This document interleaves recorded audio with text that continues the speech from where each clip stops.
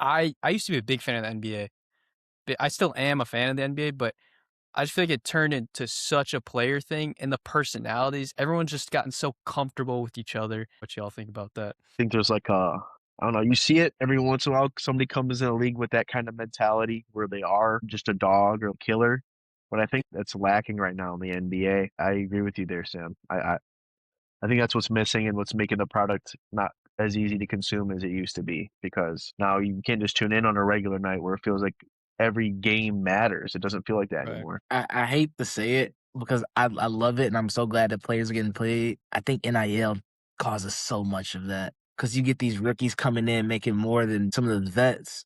It's hard to make them care when they've been getting money since they've been 18. And now, you're getting, I was making, wait, AJ DeBonsta got 8 million from BYU. I'm supposed to come back the next year and listen to you tell me what I'm doing. I've already been making money, and I love NIL. I love Right. NIL. The only problem with NIL is that it should have been the schools paying them. It shouldn't be the players finding their own contracts. As much as that is good, I think that's part of the reason. And that's from AU level, dude. Like Yeah. Oh, you're nice enough. You're on the best teams. You got the best gear.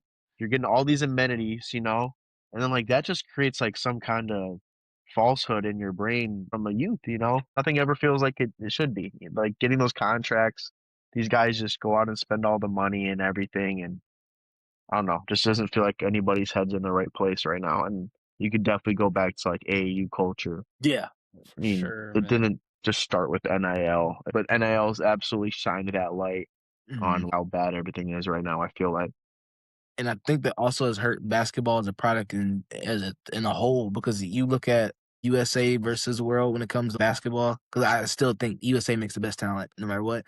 But Right. that's why when we were struggling, there was the AAU culture of we're not playing real basketball. We're just highlights, views, clicks, money, and I think that was started to be the downfall of the NBA. That's why I'm glad you get somebody like Vic that comes in, and I know he's not American, but he's making American players play harder and actually care more about it. So Yep. you get more people like Vic that come Yeah. in. I think it's going to be way more better for NBA in the future. Yeah, there's been a giant cultural shift, and like you said, what's gonna have to happen is more guys come in and actually push everyone. But these kids nowadays come up and like Nick was talking about, back when AAU was like our age, it was still even if you're not an NBA prospect, when you get into AAU summer ball and you get put on the best teams, you feel like, man, nobody can mess with me. Like I don't care about my high school team. I'm a hooper. Like Yeah. me, I'm a hooper because you're getting these shoes, you're getting these bags.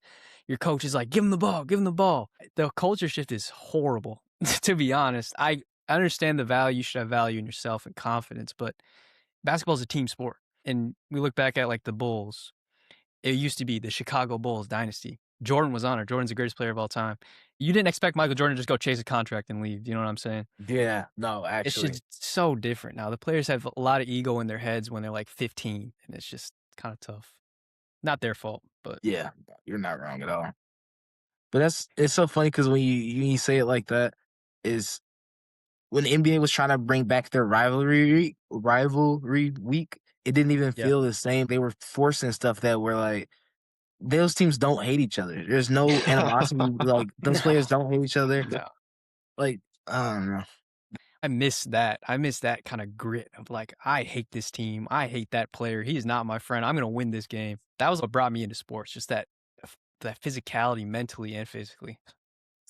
I'm kind of torn because it doesn't like the players being cool with each other doesn't bother me because there is a switch when the playoffs hit. There is a switch. Right, right. The problem is that it's not always that feeling. But Jalen Brown and Anthony Edwards are cool. They're really close. But when they go Right. against each other, I know they're gonna give full percent. I just think I agree with Sam. I didn't think it affected the game that much, but now it's like you see when it's even the smallest narrative, like a guy coming back to his old team or just playing against someone that they've had beef with in the past, it makes that game so much more unbelievable and to where you want to tune in to it anytime it happens. It makes it must see. That's why the Chet versus Vic is so fun. Because even though Chet don't say nothing about Vic, Vic hates that guy.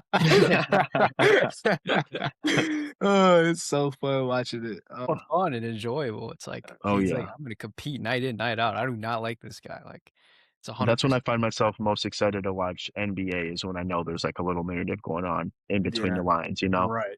Yeah. Right.